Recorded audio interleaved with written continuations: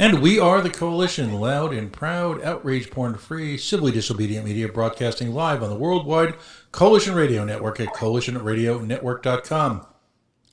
Facebook.com/The Coalition Radio, on the mighty, mighty Twitter at Coalition_radio. And of course the mothership, the original website where you can have 8 years of Rhode Island and national political history at coalitionradio.us. So last week we started a new segment, which I think we're going to play around a little bit with the title, if you will. I'd like to call it something along the lines of Rhode Island Small Business Connection. That's not to make small business sound, well, small, because as someone who's owned a business and had successes and had challenges, I will tell you that owning a business is all-absorbing. Someone once remarked to me that said, well, you know, you own a business, you can set your own hours. And I would say to them, well, yeah, it's great. If I'm awake, I'm working. Clearly, in the age of COVID, business in Rhode Island faces challenges like no other. I obviously wasn't alive during the era of the Great Depression. I was here in Rhode Island during the era, if you will, the Great Recession. And somehow we made it through that as a family of Rhode Islanders. This is harder, though. It's an insidious disease to which no one truly understands yet. And the approach, if you will, by both the federal and state and local governments has been, I think, confused. And that's not to fault anyone personally. I think the operative words that we'd all like to strike from the English language are new normal and unprecedented. So what we're going to do here on the Coalition going forward is once or twice a week, I think we're going to do it 2 nights a week, is we are going to promote some great local restaurants, businesses, retail stores, because buying local is not just a hashtag, it's not a cliche, it's a way of life. Ultimately, we as Rhode Islanders need to depend upon each other. We need to stop depending or waiting for other people to bail us out. And the business owners in this state rely ultimately on local support, but the beauty of it is that the sweat equity, the ingenuity with which they've come up with their each individual practices and approaches to their business, whether it be restaurants or retail or manufacturing, is true genius. And at the same time, they simultaneously support so many other Rhode Islanders in so many ways, whether it be their suppliers, their employers, their landlords, their tenants, as well as the folks who get an opportunity to buy, I think, from some of the great local restaurants in America, from some of the great and some genius manufacturers, and some really unique retail experiences. As someone who's as well-traveled as I am, I just simply don't see in the rest of the world. So let's get right down to it. Joining us this week is the folks, the proprietors, if you will, of Jell's Kitchen. Now, you may or may not have heard of them. We'll talk about that in a little bit because of their charitable outreach, but I'd like to welcome Michael and Angelica Penta to the Coalition. Thanks for joining us, guys. Hello, thank you for having us. Now, this is outstanding. Now, you got a couple. First of all, let's lay out the groundwork, because what I really like to try to do in the first few minutes of the show is literally an infomercial. So you've got 2 locations in Warwick. Why don't you describe each location and the style of food and what you bring to the community? So actually, one of them is in West Warwick and one's in Warwick. Our one in West Warwick, it's Jell's Kitchen. We've been there a little over 9 years now. We serve breakfast and lunch. We're open 7 days a week, every single day except for Christmas, including all the holidays and crazy snow days. So we're open every day. We just opened our second location in Warwick. We've been open a little over a year now. It's Jell's Kitchen 2. That one's located in Warwick. That one has more of like a 50s diner theme, which I love. And my handyman husband over here will be hopefully renovating our West Warwick restaurant to be the same way soon. So excellent. And what are the both the same hours, both open essentially 7 by 24 by 364? Is that what it literally seems like at times? Yeah, so we do 7 to 2. every day and 7 to 1 on Sundays. In Warwick right now, we're open 7 to 1 on Saturday and Sunday, only because it's a lot smaller in there. So we don't have like the grill space to do lunch, and it became like a little bit of an issue. So closing earlier, it kind of keeps it just on breakfast. But future plans, we will be expanding and changing our hours and adding a lot more stuff there. That's depending on COVID, of course, but that's our plans. Excellent. Now, what seems like just part of the fabric of your life, your DNA, is running a business like this. But there are people, incredibly enough, who just, for their own preference, their own choices, decide just never ever work for themselves. They find solace. They take great comfort in working for other folks, and we need them. But what was your inspiration? What was that moment where you decided, you'd wanted to open up your own restaurant, take a shot? Was it your love of food? You just dealing with the public? What inspired you? So I've always wanted to open my own restaurant. I always wanted a 50s diner. That's my thing. I've loved that forever. I don't know why, but so I just love being involved with the public and being involved with customers. I don't like to sit down. I like to keep moving. I like to see different people all day long. Working in the restaurant business, it's never, the same thing. So that's always what I wanted to do. And I also love helping out and fundraising. I've always done all that kind of stuff. And at my last job, which was an awesome job, by the way, but at my last job, I couldn't do any of that stuff. And I had so many ideas, and I was like, let's do this, let's do that. We should, fundraise for this. And my old bosses, they were too busy to do that kind of stuff. So I always said, when I open my own restaurant, this is what I'm going to do, and I'm going to help the community. And my old boss always said, okay, we'll see. And I made sure that, he said, once you become successful, you'll change your plans. And I said, nope. That's one thing I stuck with. And then I said, I will never let, my success or anything with our business or how long we've been open to tear me away from what I wanted to do. So my restaurant is basically a doorway to helping the community. So we are able to help a lot more because of the restaurant. Now that's outstanding. And it's a business model that's very new, if you will, relatively new to this country. But it's, to counter your prior bosses, I'll say politely, a little cynicism there. Some of the most successful newer companies in the country, and if not the world, are based very much on that principle. You talk about shoe companies like Zappos. You talk about all these different companies who literally sell one, donate one.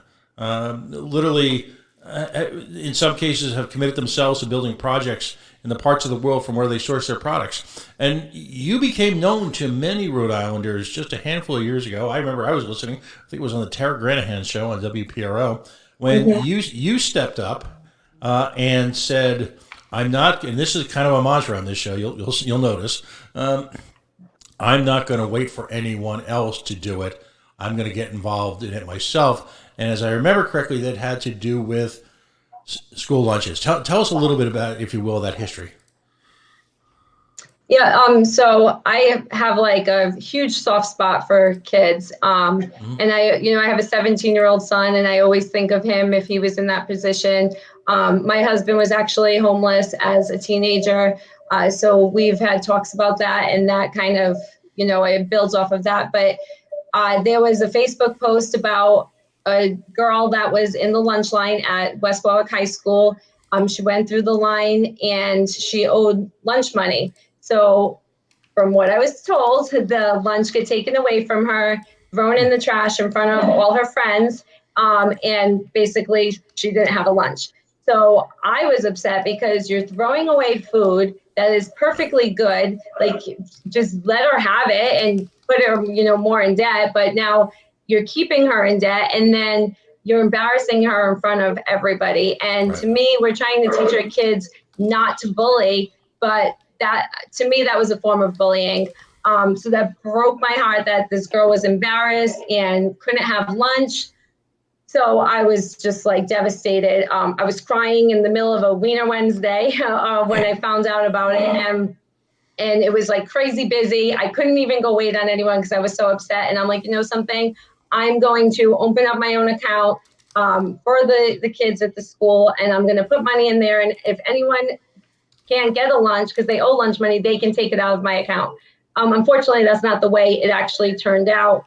Apparently, things aren't as easy as they used to be. So there was a lot of red tape we had to go through. And West Warwick just took the donations and spread it evenly over everybody's at the end of the year over their lunch debt. With Warwick, we had a little bit of a problem where they wouldn't take our donation. Right. So I was very upset about that. So I tried like 2 different times.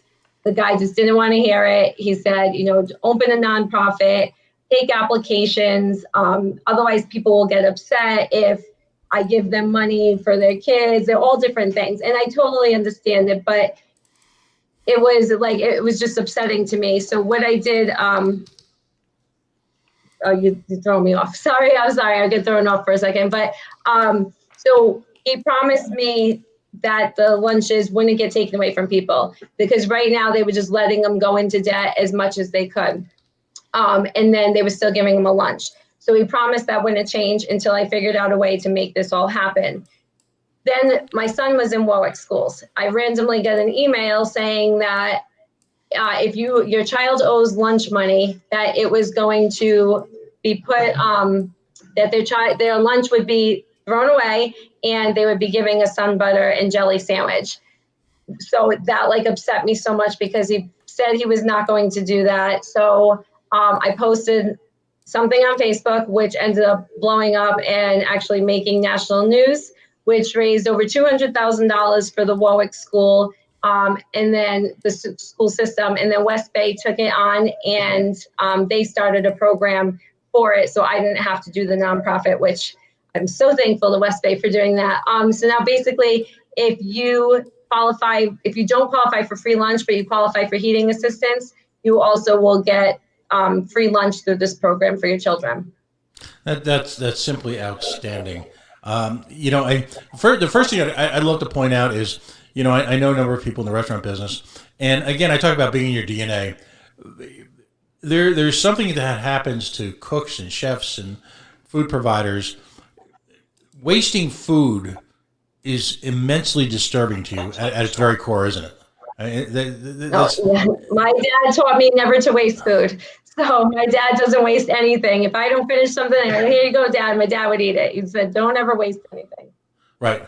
And that's such an important lesson, for, I think, certain more current generations, because, as far as the kiddos go, because, again, and we're seeing that now in Rhode Island, when we find out that 1 in 4 Rhode Islanders, and I guess the euphemism is food challenged, food impaired, food desert, food, name that, in the year 2020 is just horrifying. All the benefits of a great country and a great state, and somehow we can't find, and I shouldn't say we, because you've managed a way to find out how to help people eat. It's just horrifying. So again, congratulations for being the change, being the person who stepped up. And there's a number of people in Rhode Island who have that same generosity in their hearts. And here's the important point, folks. It's not just, and I'll never take a shot at anyone who volunteers, but during the holiday seasons, it's almost too easy. There's almost too many volunteers.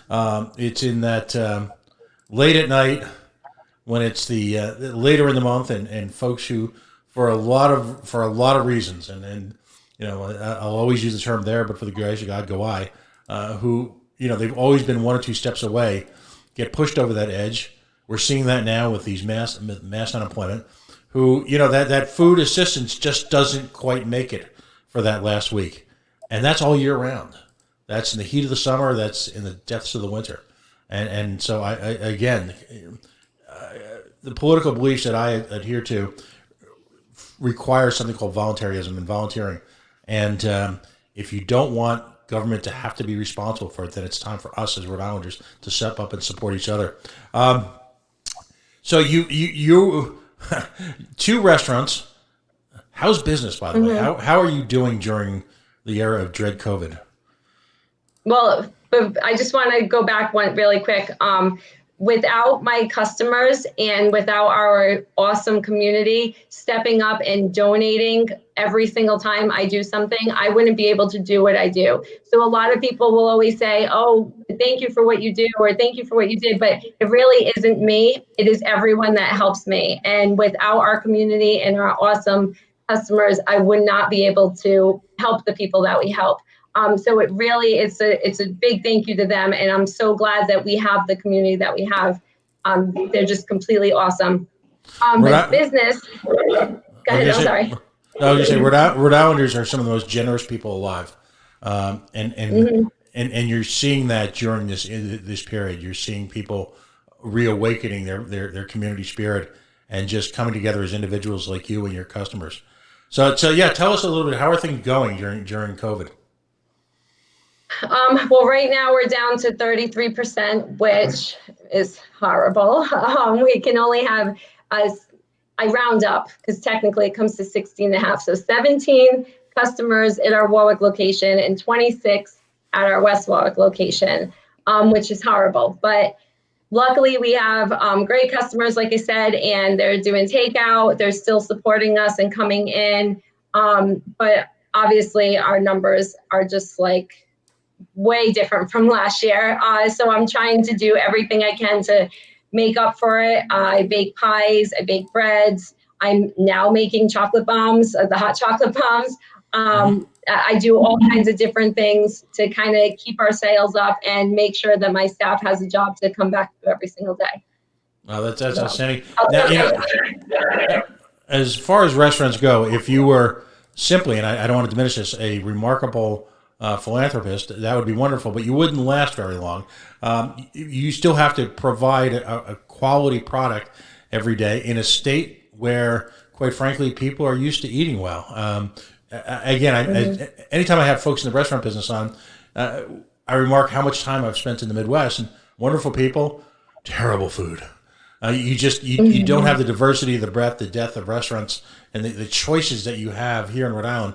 I think sometimes we take that for granted, and I certainly hope we don't now. Talk to me about your specialties and well, first of all, your supplier chain.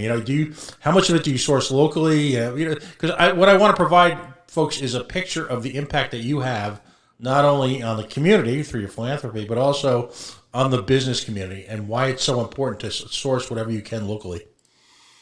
So we do have a couple different vendors. We use two different bread vendors, and we use Stamp Farm for our eggs, so they're farm fresh eggs. He's right in Johnston, and a lot of the times I do a lot of shopping myself just because it's a lot cheaper. So I do go to Restaurant Depot, but we do support whoever we can as much as we can without breaking the bank.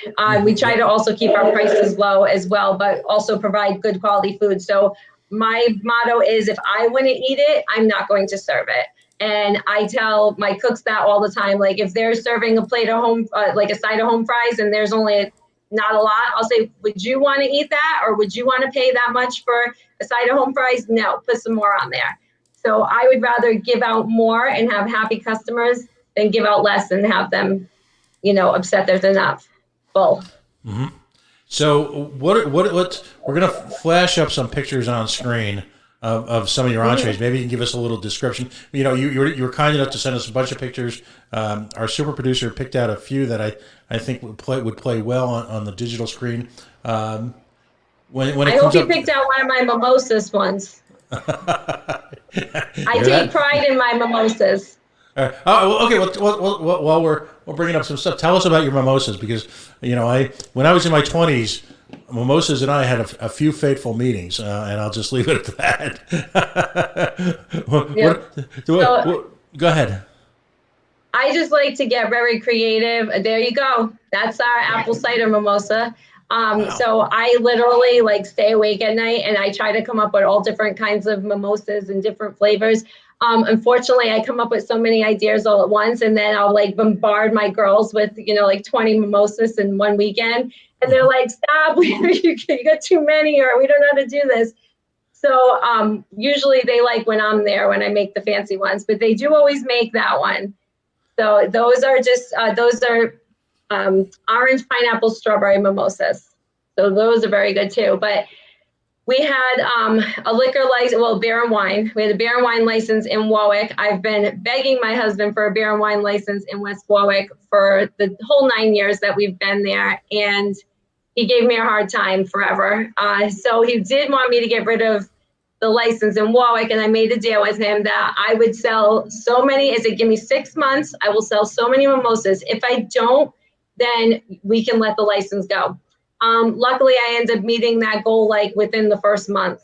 So then he ended up one day was just in a good mood, and I guess I caught him on a good day. And I said, I want to do mimosas in West Warwick, and he said, okay.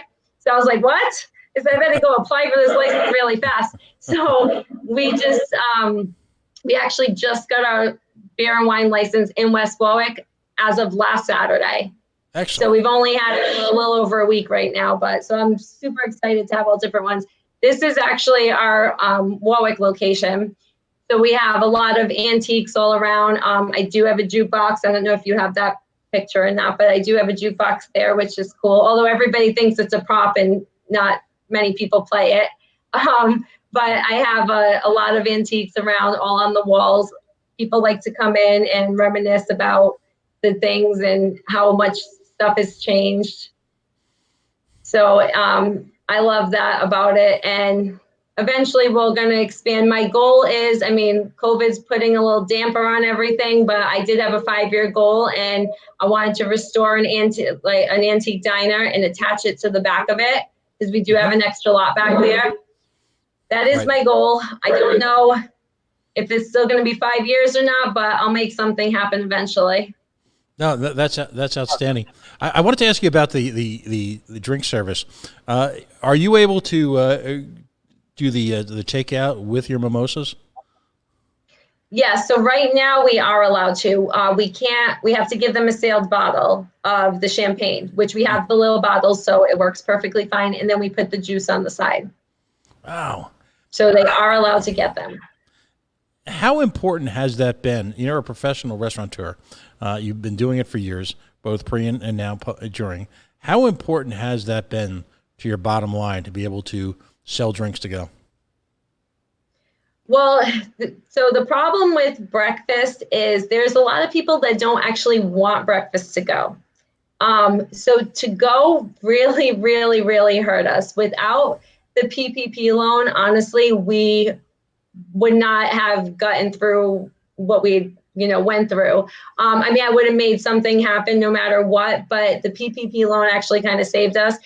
Mine still hasn't been forgiven yet, so Gina kind of needs to hurry up on that so it can get forgiven, but because it's making me a little nervous. But to go is luckily we have great customers that still supported us, and like I said, I don't like breakfast to go in a to-go box. So that's why we chose to stay open right now. I actually asked my husband last week, I'm like, am I being selfish for choosing to stay open indoor where a lot of restaurants are doing takeout only? But the difference is a lot of them will do other things. They'll do dinner as well. And everybody gets dinner to go, where people don't really get breakfast to go. So in order for us to still stay in business, unfortunately, I have to be selfish and keep the indoor dining open. But like I said, we do have a lot of people that support us. Though that's my cotton candy mimosa. I invented that. Wow. So okay, what's in a cotton candy mimosa? Well, I can't give you my secrets, but it does have cotton candy, and I do make the cotton candy when I'm there. When I'm not there, I do buy it and keep it there for them. But there's lemonade in there, I'll tell you that. So it's very good. You'll have to come in and try one. All right, fair enough. There's lemonade and champagne and cotton candy. I want to get back to the notion of quote unquote being selfish. It's how many people, even under these restricted circumstances, how many people do you currently employ, roughly, between the two restaurants? So before COVID hit, I had about 36 employees. Wow. Now that throughout the whole time, it was just like we would lose one, we would lose one, we would lose one. It just, it just was horrible. We did unfortunately lose a lot of people during the time of the $600. When that was going out, people didn't want to come back to work. So I did lose a few employees then. Right now, I have, between both restaurants, I'm currently only have 6 cooks, and I have 8 waitresses. That's it between both restaurants. So we went down big time. And then my son, I make my son go to work. So he goes to work too. And then myself, and I cook, I waitress, I bake, I do the shopping, I do everything, whatever needs to be done. So one day I'm cooking, tomorrow I'm waitressing. You never know. Well, and that's why I want to in a gentle way challenge your assertion of being selfish. You employ right now 15 Rhode Islanders at a time historically when unemployment and listen, we can all look at the numbers as how they're presented and massaged to the general public. Let's just say unemployment for this type of work is at an all-time low in Rhode Island. Restaurateurs are getting savaged left and right. So I want to congratulate you because ultimately you're taking your sweat equity, your work, your entrepreneurial skills, and you're generating household income for Rhode Islanders who, given the current climate, who knows? These are great people. I'm sure they're the type that we probably get work elsewhere, but there's a lot of great people who work really hard and really care about their jobs and their employers for whom simply there are no options right now. So again, there are choices to be made, but your willingness to, again, be an entrepreneur and generate wealth, the wealth that you create in terms of the salaries you pay, the tips, what you spend money on, your vendors, creates a halo effect throughout the Warwick and West Warwick economies and throughout Rhode Island, because your money is being sent to businesses who will then, and it's a pretty simple proposition. I'm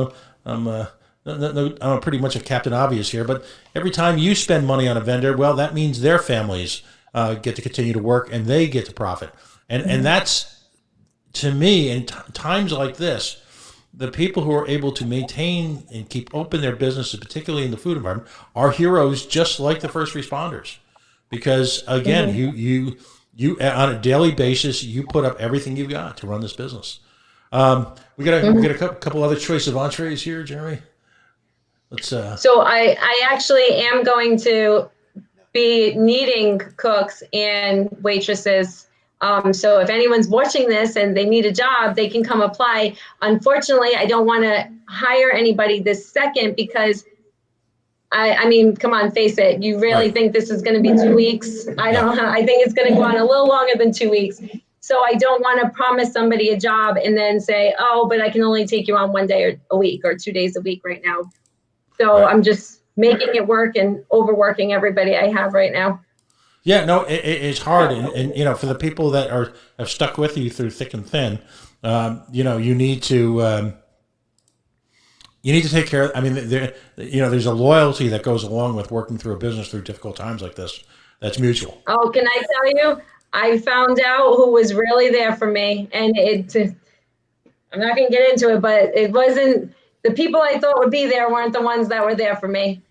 So not them all, not all of them, but my staff is truly awesome and I appreciate them so much. And I know that, they come to work every day and they're risking themselves and their families just to be able to make sure that they have a job to come back to. So I appreciate them so much and appreciate everything that they do. And I tell them I love them all the time. The cooks get a little upset with me that I say it to them, but the girls tell me they love me back. So I know the cooks love me too. They just don't admit it.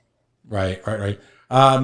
So in terms of food, what's your number one? What are besides you got me on the cotton candy. I may not seem like a cotton candy kind of guy, but you got me on that one. That's on my bucket list now. What are your top sellers? What are the entrees that really work for you? Well, so we make our own crepes, which is huge. We sell a lot of those. And then I make, along with my sisters will come and help bake as well.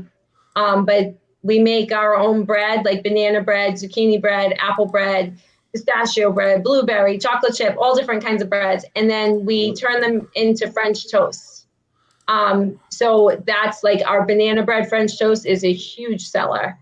So that's really good. And we also do make gluten-free bread as well. I will make sugar-free bread to order, but usually I only try to do banana. And if my waitresses are watching this right now, they're gonna be really upset that I offered that because they go, stop offering too many options. But we always have usually different gluten-free options as well. Mm-hmm. So I try to keep everybody happy, only because I know what it's like. I'm supposed to eat gluten-free, but I don't. So, right. But I know what it's like. It's very hard and expensive to go gluten-free. So I try to keep the price down as well. Excellent. Talk to me about the crepes, if you will. My wife's family are from Brittany. Her mom and grandmother grew up in Brittany. So crepe, that's a real challenge to make. And by the way, for anyone who's ever, been able to do it home and say, wow, I want to start a restaurant. I got a couple of good recipes.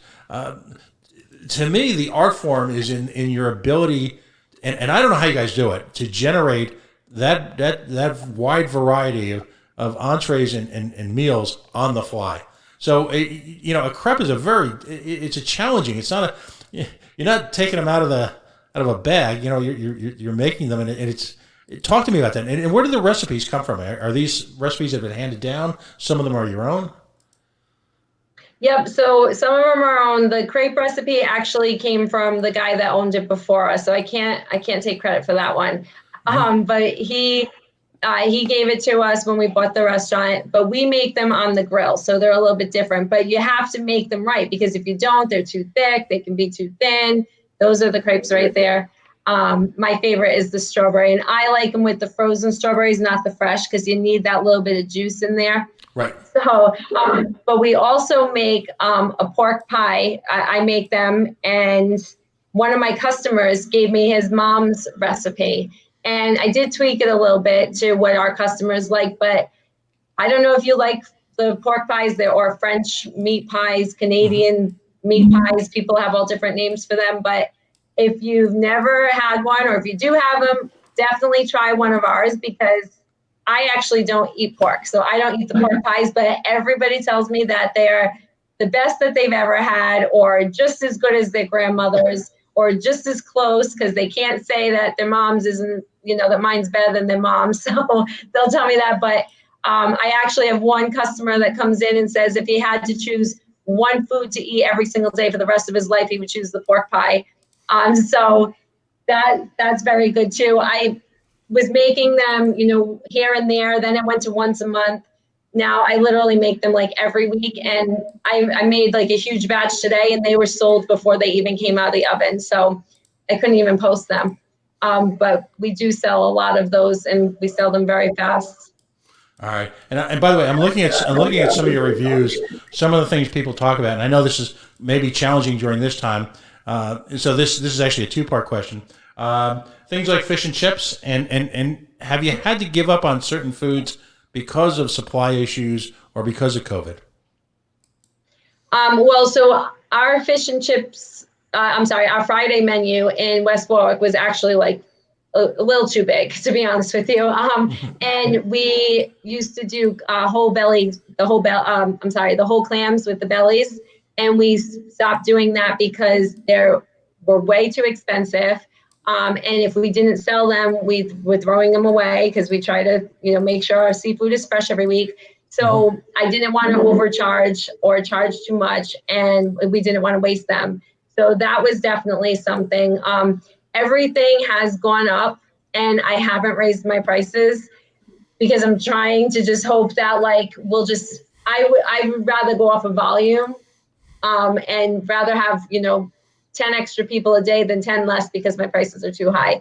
So we're just trying to make it work. And I look at it as long as our bills are paid and there's a roof over our head and food in our bellies, we can do whatever we have to do and help other people and, help our staff do whatever it takes. So. All right. If I could ask you to make one appeal, if you were sitting before the poobahs that run Rhode Island right now, You know, let's just say you had the General Assembly, the state Senate, the governor, the lieutenant governor, and you could get up there in front of them. What message do you have for them right now as a small business person who clearly is invested in the community, turns out by every account a superior product at a very reasonable price? What would you say to them?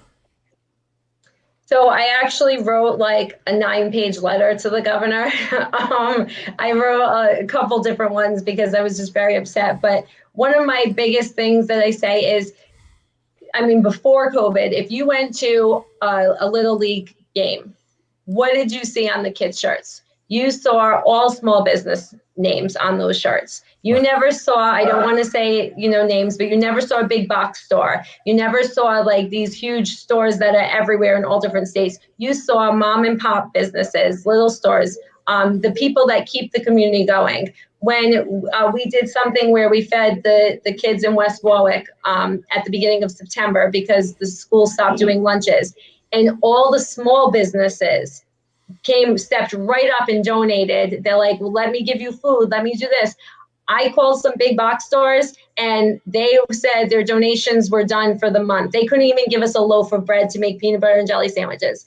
So your small businesses is what keeps the community strong. We're the ones that keep everything going. We're the ones that come together when there's problems. We just gave out a whole bunch of turkeys, and all the small businesses were the ones that came together to donate. The community came together to donate. None of the big box stores did. I couldn't even get so many turkeys because they put a limit on them. So my thing is, stop trying to hurt the people that are doing the right thing. Trust me, I know that there, especially in the restaurant business, I know there are certain restaurants that are not following the rules. I know because my husband and I go there and I get so mad. I'm like, why do we have to follow the rules when nobody else is? Right. But the people that are following the rules, it is just not fair to us. The people that aren't following the rules, those are the ones that have the money and can pay the fines. The people that are following the rules, we can't afford those fines. So we're making sure we do everything to keep everyone safe and to follow the rules. And we're the ones that are paying the price. We're the ones that aren't going to make it. I mean, I'll make sure that I make it because I'll turn my restaurant into a hair salon or a nail salon, a dog groom salon, whatever I have to do to stay in business and keep my staff employed. But not, there are some people that can't fight like that. And it's just not fair to the small businesses that make our community what it is. And I think that they need to either let up on the people that are following the rules. I mean, we have plexiglass that we spend so much money on at every single table. We're doing everything that we need to do. So why can't we keep it at, 50%? Why do we were at 66. Why can't we go to 50? Why do we have to go to 33%? We're asking for names and contact tracing and disinfecting everything and throw away, everything, and to-go condiments, and we're doing all that kind of stuff. So we're spending all this money to follow the rules, but we're the ones that are getting hurt the most. And something like, Gina, you're more than welcome. Come spend the day at my restaurant. Come see what we do and how hard we work to be able to follow your rules and stay open. And then come home with me and pay my bills and see how we're struggling to get through day by day. And to make sure when I have to hear my staff crying to me, not knowing if they're going to be able to give their kids a Christmas or be able to feed them. And I tell them, don't worry, we will make sure it happens. You can come to our house if we have to, and we'll feed you, or I'll do whatever it takes to make sure that you guys are working. But that's heartbreaking, and it's very stressful on us to, I don't let them see it, but I stress out so much. And I'm like, I need to make sure that these people can take care of their kids, that they can, provide them and keep a roof over their head and do whatever they have to. And that's hard. It's very hard and very stressful. And like I said, Gina's more than welcome to come in and see whatever she needs to see, and that we're doing what we need to do and stop taking it out on the small businesses. And if you're going to do that, make sure you're providing the funding. Something, the PPP loan was a huge help to us, and I was able to pay my waitresses minimum wage, and they were still able to collect tips. So they were being taken care of. Give out another one of those. And I know that hurts the state, but which I hate, but if you're going to do this, you're hurting the state by closing all these small businesses. Right. So it's so devastating. I'm sure we all know folks that unfortunately have lost businesses. You can't just open up a kit and start a business. It's a unique set of circumstances, products, talents, individuals, locations. There's so much to building a business and achieving that chemistry that makes a business successful. You can't simply just reinvent that easily, can you? No, can I tell you, when we first opened our restaurant, we had no business there. We were literally doing $50 a day there.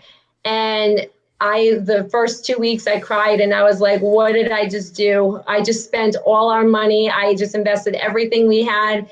And my husband's going to divorce me. We had just gotten married the year before. I'm like, he's going to leave me already. And he basically said, you got your work cut out for you, make it work or we're going to be homeless. And I said, I'm going to do whatever I can to make it work. And I catered to every single customer. If someone came in and said, you don't have this, I'm like, come back next week. I'll make sure I have it for you.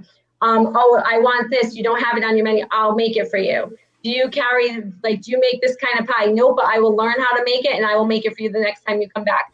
I actually spoil them to now. A lot of our customers are very spoiled and that's why my menu is so big. But I did whatever it took to make sure that these customers were happy. And we got bad reviews before. I made sure to write to every single one of those people that wrote us a bad review and said, hey, what can I do? How can I make this better? Some people didn't want to hear it and they were like, nope, there's nothing you can do. I'm never coming back. But then there were others that was like, something, I didn't like this. Maybe you can change this, or maybe you can, do this, or your waitress did this. Okay, well, people don't know what kind of day somebody's having. And I know, especially with waitresses, you have to leave your outside life at home. But I had one waitress that had literally just lost her boyfriend in a car accident one day. And I had gotten 3 complaints about her that week. And I'm like, people don't understand. Yeah, I get it. She chose to come to work, but it was like people didn't understand that that's why she was having a bad day, and it was reflecting on that. And you can't say, hey, everybody, don't bother me. I just lost somebody close to me. You can't do that. But my biggest thing is you never know what kind of day somebody is having.